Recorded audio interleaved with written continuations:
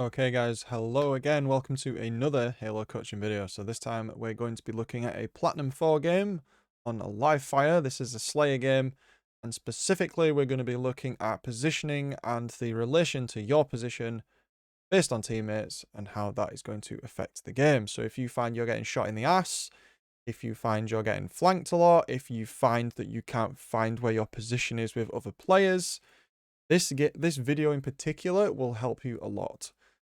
So let's get into the video. Let's see what's going on. We've done Livefire before. We've talked about how on Livefire it's important to understand the startup on the map. People like to spam grenades and such, but basically speaking, you want to find out which lane the enemy team is pushing so you do not get shot in the ass. So if they are pushing mid, you want to hold mid. If they're pushing the overshield side, you want to push that. Primarily, first fight is for sniper, second fight is for overshield. In Slayer, overshield's very important, so you want to be getting it. Victory. You can see here we're going for mid. We see one player. Straight away in my mind, I'm thinking, okay, where are the rest? We're abandoning that lane. We've kind of conceded it. And there's the flank right there. You don't want to be jumping over the door like that. You want to be checking. Nice, perfect. But you want to be checking if anyone's coming up that way. And again, there's the flank. So very typical. Flank lanes coming through. We didn't send anyone to the bottom pillar side, so we get shot in the ass. And now we're spawning up at A side, so we need to now be aware that they're at C. We can tell that this team's preparing for overshield. We can see shots are coming. Personally here, I like the support for the teammates. However, Overshield. Available. you know they're at C, and we've just seen a nade like right there, just fly past. Someone may come down here, and you're just flat out ignoring it. You could get flanked at sandbags. We secured the overshield. We didn't need to overcommit. The overshield should be in front of us. They have the double health that we have. So now we're open from the back. Although I do like that we're collapsing on the sniper tower. This is a good pinch coming from the other side. We don't want to let people on sniper tower sit there. It's very annoying. It anchors the spawns. But we really didn't need to send 3 guys there. So there was a slight misallocation of resources. And again, we're sticking with the team. But we're almost doing it a little too much because now we're firing from the same angle. So while you're firing here, your ally is going to struggle to return fire as well. Plainly because you're in their way. So maybe I would have tried to go from the outside. Just over here somewhere. I don't know what's going on here. There we go. Oh, and we're gone. Okay, sorry about that, guys. We had a small crash. That's never happened before. So anyway, let's go on with it. So we're fighting 2v1 here. We're using the wall as cover. This is very good. We're moving down to bottom mid. We want to be careful of the key door though, because we know 2 enemies are at turbine. And we're moving over to the team. Here, rather than go outside, because you ended up having to come back inside anyway, I think once you picked up the shotgun, I would have just chilled like here. I would have just waited, because you ain't in a position to really take a fight, and you know there's 2 of them. And your teammates are nearby to support you. And also, this angle's quite good because it's a very small space. It means you're going to get a lot of rebounds on your heatwave there. So this is a nice place for the heatwave. I would have sort of relaxed around here a little. If you push out into the open here, like, yeah, he can only come through the door, but also there's a big space behind him. So, you know, you're kind of stuck now in the grenade hole and he isn't. So you gave him information too early here. I would have just chilled. Yeah, and actually he nades you out. So there you go. Not using death cam here. Could have used death cam for some information there. You know someone's dead on C, so we're moving over. Again, now we know that there's 2 guys here. In my brain, I'm thinking, where are the others? Where are the other guys? Because I can't see them. So, I'm not saying don't fight, but what I am saying is position yourself in such a way that if you're going to get hit from the side, maybe from this side, you can maybe drop down into mud, or you can use this wall as the player is doing. Use this wall to isolate the angle to prevent flanks. Crossfires. So actually they do that, and that's really good. That's some good positioning from this player. You get a nice 2v1 collapse onto this guy on mud. And then we fan out and not all go the same way as the team. That's really good. We may be a little overextended here. However, you could argue that Nest isn't very good cover. Again, I like how they're using the wall. And I like how they are keeping space between themselves and the enemy team and moving in when teammates take the initiative. So you need to make sure you're doing that. Don't let your teammates just run in alone. Yeah, don't be the guy that baits your teammates. If your teammates engaging, you've got to help them. And we're keeping on top of those overshields. So right now, we need to be thinking, we just killed the enemy team. We've got overshield. And all of our teammates are this way. So this means the enemy team is going to spawn A. So you kind of missed a little bit of a trick here. Your team could have just hard pushed into A and just annihilated the other team. You've got overshield, you've got weapons, you've got plasma pistol. I think you've got sniper up there. They just didn't stand a chance. They didn't have time to regroup or anything. So I would have collapsed. You kind of realize that you need to collapse, but you just needed to be a bit quicker on that because they've had time to move up. And you're walking around with an unloaded BR even though you've got the overshield. A little mistake there, but it's all good. Nice aggression with the overshield, securing the kills, getting what's important. Maybe playing a little too aggressive here, although your teammate has gone full ham and decided to push back C. So it is better to make a choice with the team, even if that choice is the wrong choice. Luckily, it worked out.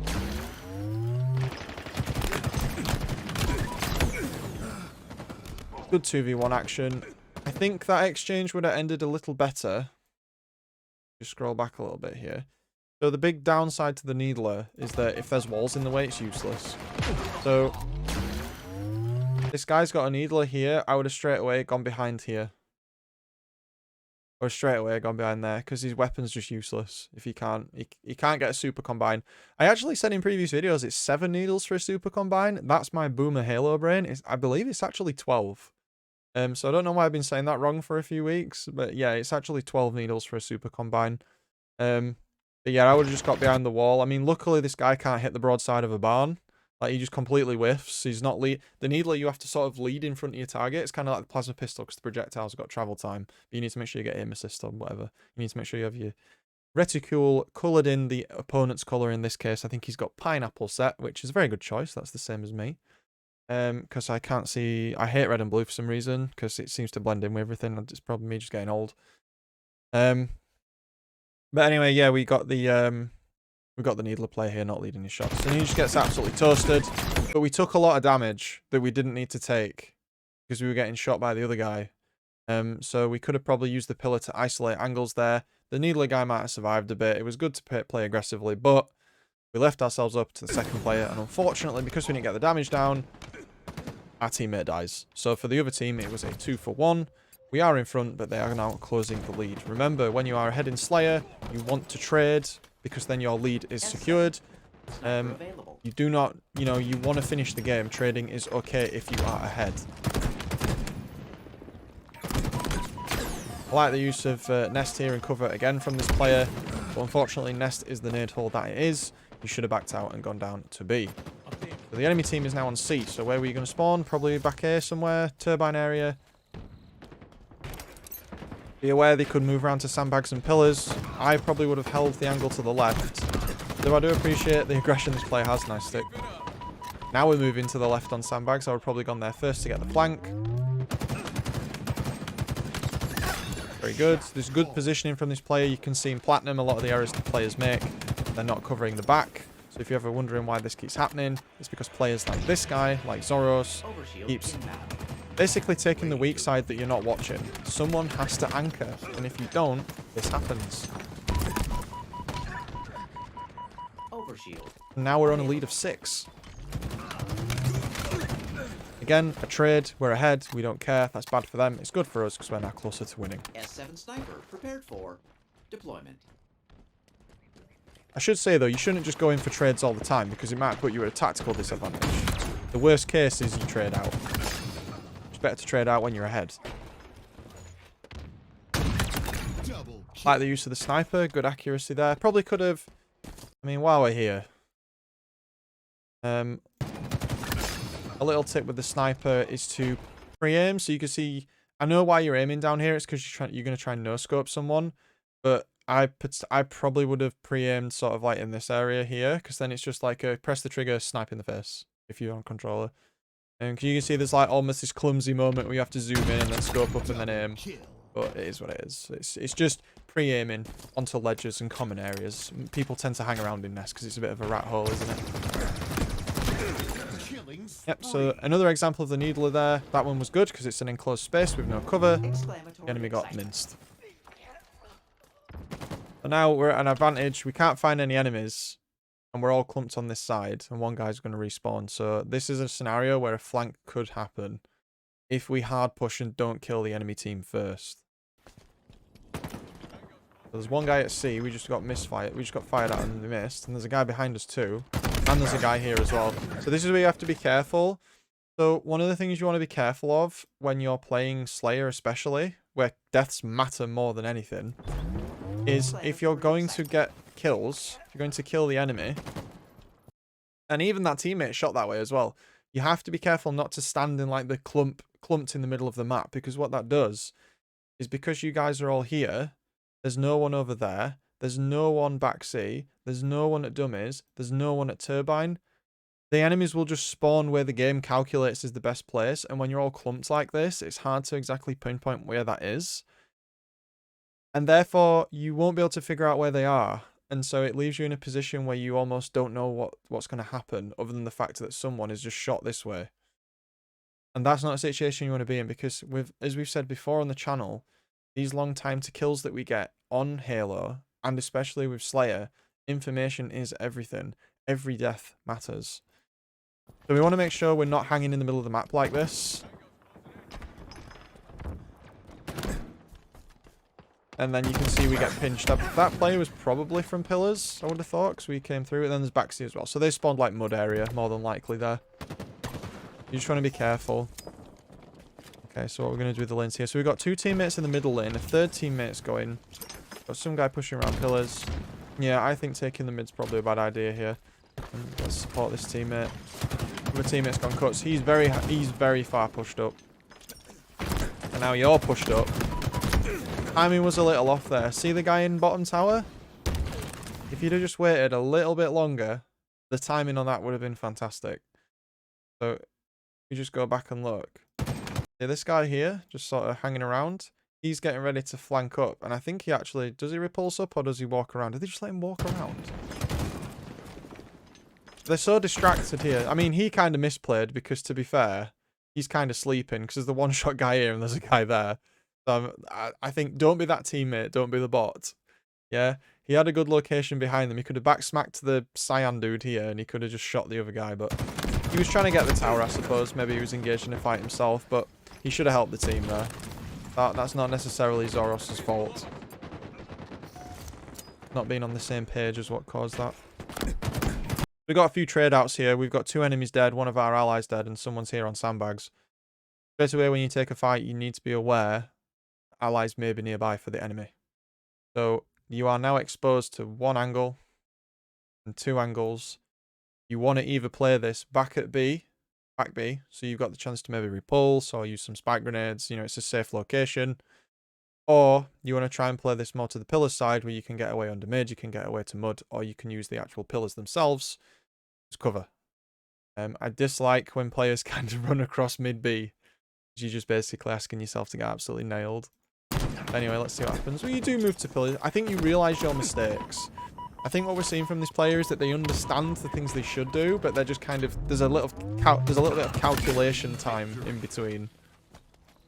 I definitely think this player, you know, he's Plat 4 at the minute. You can see that there's the makings of a definite diamond player here. It's just the decision process is just very slightly too long. Are we going to chase straight in? Good, we picked up the repulsor. And the nades, we boxed him in. But like I said, this player is actually, you know, Platinum 4's probably quite modest. They're not a bad player. Again, we're running into the middle of nowhere and we get caught out, so we really need to be careful with this tendency to run into middle B, because it's just complete no man's land. You just leave yourself open to things like that. You know they're to your left, they just killed you. Look left, look left. They literally just killed you, dude. Another one down. Okay, they've all moved around. Alright, so here, one of the things we need to be careful of again is we're not watching sandbags. We've seen 3 of them, and we know one of them's weak, and we've just pinged 2. We know someone might not be sandbags, but the fact that we're not pushing and we're kind of just holding is giving the enemy opportunity to think about doing that flank. Because sandbags is a really good position because you can't get up to it. Not easily. And it's got a lot of retreat routes. Let's see if they do get flanked, because I haven't watched this. Kind of. The enemy team kind of misplayed there. They pushed bottom. I think maybe they were going to try and get Keydor to flank, but high ground's always better because you can get away there.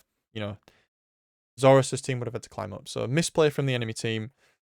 They had overshield. They had the advantage. They had the high ground. They probably should have pushed mid. And it probably should have been the overshield that did that, because if they all turn on the overshield, he's not going to die straight away. So on the channel at the minute, I'm very much trying to focus on the not correct use of the overshield, where people grab it and they kind of just sit there.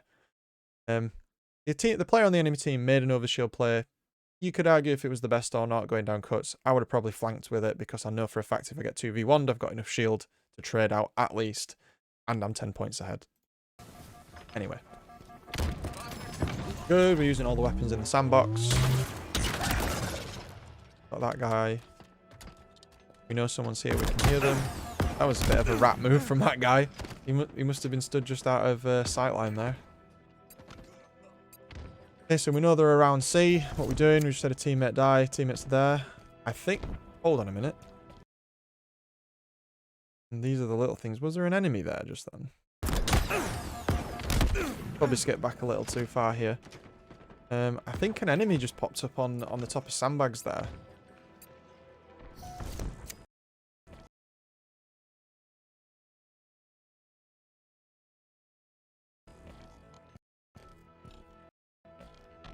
No, it was the grenade.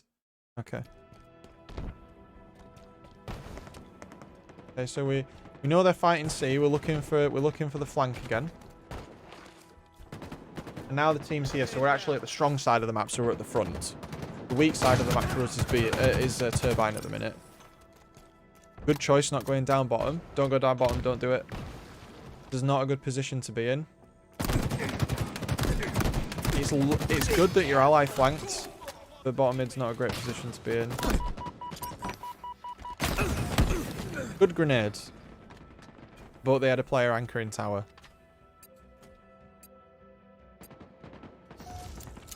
Overshield inbound. Making a play for the overshield's fine here, even though we're winning by 5. Ooh, a little bit of overcommittance though. I know you wanted to help your team, but I probably would have jiggle peeked a little bit there. The overshield fights tend to be the worst for getting sniped. Okay, how are we going to use cover here? We look into the right. Allies died. The right hand side is open. We know one guy's there. 2, 3, 4. We know they're all there. So that guy going bottom mid was attempting to do a flank yet again. Well, flank's probably not the right word, but the multiple angles of attack, and you need to be aware of where this can happen. And the enemy team's caught up. It's 49-49, and you're against an OS. Oh no! A tie? I haven't seen one of these for a while. That game there could have been won, and I'm going to tell you why. So not this player. So right here we have a choice. This guy's a sniper and we're openly challenging him. That's risky. And there's 2 guys right there. This is a very risky push because we don't know where their team is. The sniper's at C, so the team's probably near him. I wouldn't just push bridge like this. That death right there cost you the game. I mean, there's loads of other stuff that happened too. I'm not blaming Zoros for this, but it's choices like this that cause these things to happen in Slayer. Every time you have a 49 and 50, go back and watch the game. Did you die in a stupid way? And the answer is yes. That death lost you the game. Even though technically every death on your team lost you the game. But you see the point. Yeah, so every death you have loses you the game. But especially these. And then it ends in a tie. So, it's been another video where we look at Slayer, we look at flanks. I hope this is helpful. I hope you enjoyed it. As always, more of these to come. We got sequence stuff coming. We got team stuff coming. And if you liked the video, leave a like. If you didn't, make sure to leave a comment and tell me why. If you did like it, make sure to tell me why as well. We stream every Tuesday. We've got a live stream coming this Sunday, just at the end of Season 2 for Halo Infinite. Currently hanging around Diamond 5, still Diamond 6. We're just seeing if we can get it before the end. And we've got plenty more to come. So I hope you enjoyed it. This has been Vanadam, and I'll see you in the next one. you later.